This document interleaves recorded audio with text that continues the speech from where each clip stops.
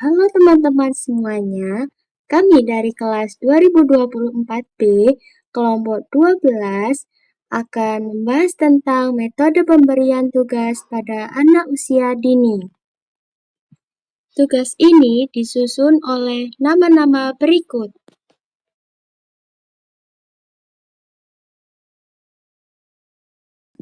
Metode pemberian tugas pada anak usia dini merupakan strategi pembelajaran krusial yang memberikan kesempatan bagi anak untuk memperoleh pengalaman belajar secara langsung melalui kegiatan yang sederhana dan menyenangkan. Secara konsep, metode ini bertujuan untuk menumbuhkan rasa tanggung jawab, kemandirian, serta mengasah keterampilan motorik dan kemampuan berpikir anak dengan menitik beratkan pada proses eksplorasi dibandingkan hasil akhirnya.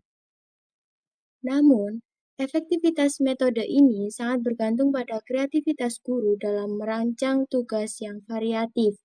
Jika tugas disajikan secara monoton atau tidak sesuai dengan tahap perkembangan usia anak, maka keterlibatan siswa akan menurun dan dapat memicu kejenuhan yang menghambat pencapaian tujuan pembelajaran. Konsep dasar metode pemberian tugas. 1. Pengertian metode pemberian tugas.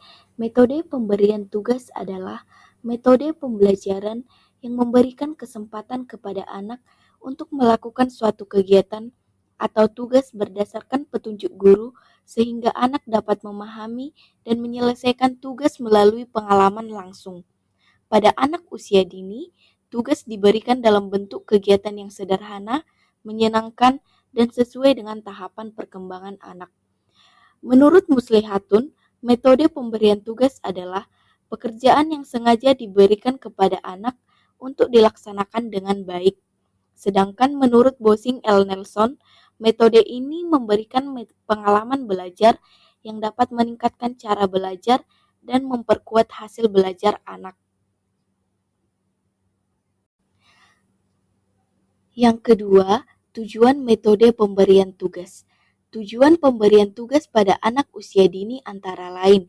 Yang pertama, memberi kesempatan anak untuk belajar melalui pengalaman langsung. Yang kedua, menumbuhkan rasa tanggung jawab anak. Yang ketiga, meningkatkan motivasi belajar. Yang keempat, mengembangkan kemampuan berpikir dan inisiatif anak. Dan yang terakhir, melatih keterampilan motorik halus dan kasar anak. Yang ketiga, rancangan pemberian tugas. Rancangan kegiatan pemberian tugas meliputi: yang pertama, menentukan tujuan dan tema kegiatan. Yang kedua, menyiapkan alat dan bahan yang diperlukan. Yang ketiga, menyusun langkah-langkah kegiatan. Dan yang terakhir, menentukan penilaian kegiatan anak. Bentuk pemberian tugas lebih menekankan pada bagaimana tugas itu diberikan kepada anak dalam proses pembelajaran. Artinya, guru perlu memperhatikan cara penyampaian, pengaturan kegiatan, serta situasi saat tugas dilaksanakan. Apakah tugas diberikan secara individu, berpasangan, atau berkelompok, serta bagaimana alur pengerjaannya di dalam kelas. Bentuk ini penting karena akan mempengaruhi kenyamanan dan keterlibatan anak saat belajar. Sedangkan jenis pemberian tugas berkaitan dengan macam atau ragam tugas yang digunakan dalam pembelajaran. Jenis tugas dapat dibedakan berdasarkan karakter kegiatannya dan tujuan yang ingin dicapai. Misalnya, untuk melatih kognitif, motorik, bahasa, atau sosial emosional anak. Dengan memahami perbedaan bentuk dan jenis ini, guru dapat lebih terarah dalam merancang pembelajaran yang sesuai dengan kebutuhan dan tahap perkembangan anak usia dini. Langkah-langkah penerapan strategi pemberian tugas. Yang pertama, menentukan tujuan dan jenis kegiatan tugas. yang sesuai dengan tema pembelajaran. Yang kedua, guru menyiapkan alat dan bahan yang akan digunakan dalam kegiatan. Yang ketiga, guru menjelaskan dan memberi contoh cara mengerjakan tugas kepada anak-anak dengan bahasa yang sederhana. Yang keempat, anak melaksanakan tugas dengan bimbingan dan pendampingan guru. Yang kelima, guru memberikan bantuan kepada anak yang sedang mengalami kesulitan. Yang keenam, anak menyelesaikan tugas sesuai dengan kemampuannya. Dan yang terakhir, guru memberikan apresiasi atau penguatan atas usaha anak serta melakukan penilaian terhadap proses dan hasil kegiatan. Selanjutnya, kita akan membahas dampak dan manfaat strategi pemberian tugas terhadap perkembangan anak. Yang pertama yaitu dampak positifnya, yaitu membuat pembelajaran lebih menyenangkan dengan tugas-tugas yang variatif. Dengan memberikan tugas yang variatif, misalnya tidak hanya menulis, tapi juga proyek, menempel, atau bereksplorasi dan bereksperimen, anak itu tidak akan merasa jenuh. Nah, mereka itu akan merasa melihat tugas itu sebagai sebuah permainan yang seru dan menyenangkan. Lalu yang kedua yaitu membuat guru meningkatkan kreativitas dalam memberikan tugas. Nah, metode ini tuh menuntut guru sebagai seorang pendidik untuk terus memutar otak untuk menciptakan instruksi dan jenis kegiatan baru agar anak-anak itu selalu antusias dalam kegiatan pembelajaran. Lalu yang ketiga yaitu mengembangkan kemandirian anak dalam mengerjakan tugas. Nah, dengan memberikan tugas individu kepada anak, anak itu belajar untuk mengandalkan kemampuannya sendiri, tanpa harus meminta bantuan kepada orang dewasa di sekitarnya. Nah, seperti orang tua atau wali muridnya, ya dan guru. Terus, eee, yang kedua yaitu dampak negatifnya. Nah, dampak negatif yang pertama yaitu bagi guru yang kurang kreatif memberikan tugas yang menonton dalam kurung tidak bervariasi.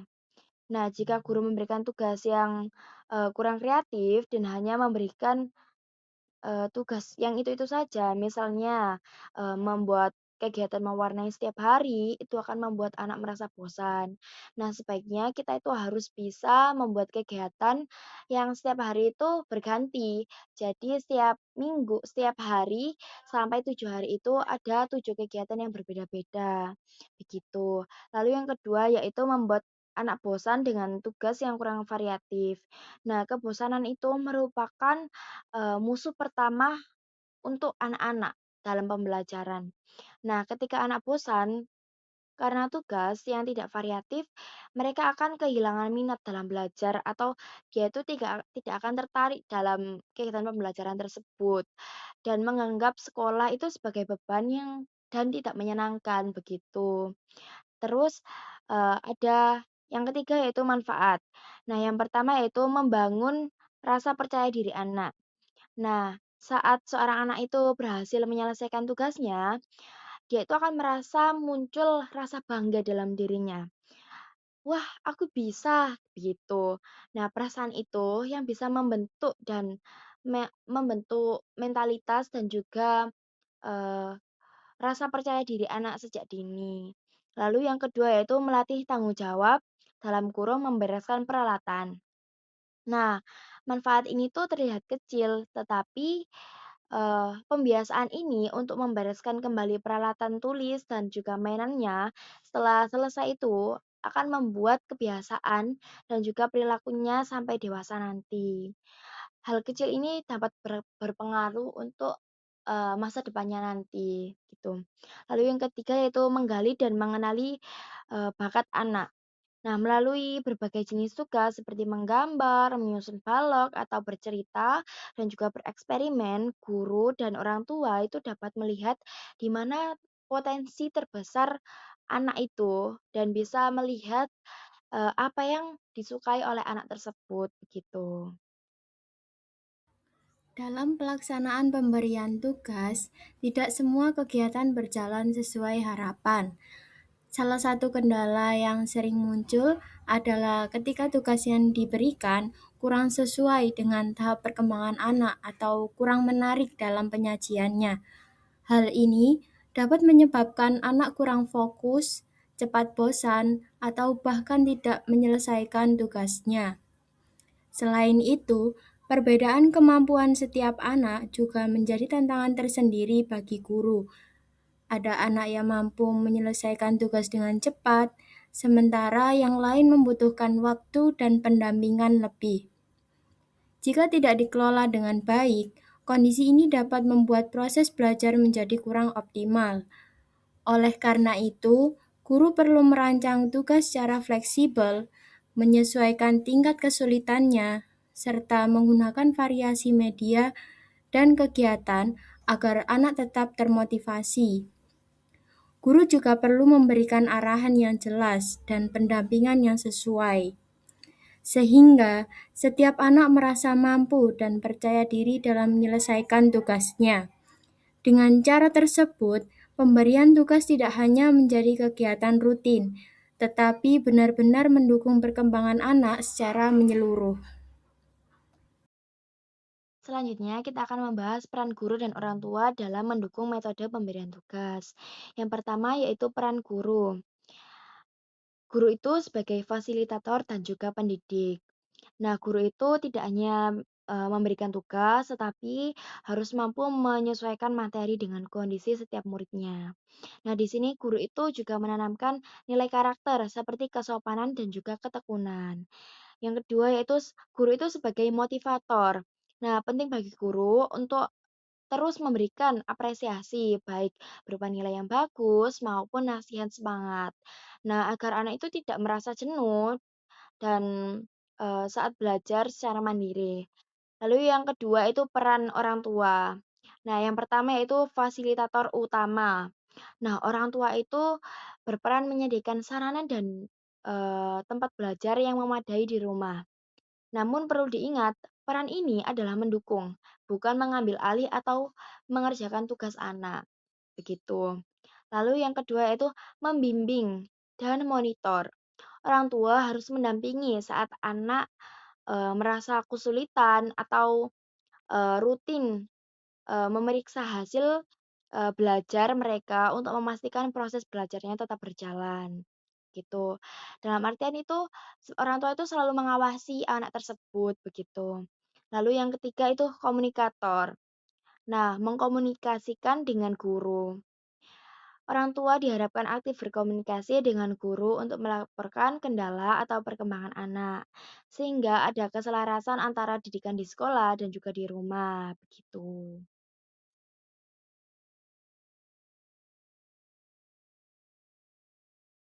Nah, pada slide terakhir ini adalah bagian kesimpulan.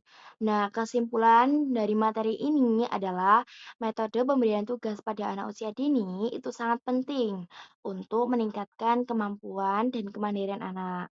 Nah, dengan memahami konsep dasar, bentuk, dan jenis strategi pemberian tugas, guru dan orang tua dapat membantu anak mencapai perkembangan optimal.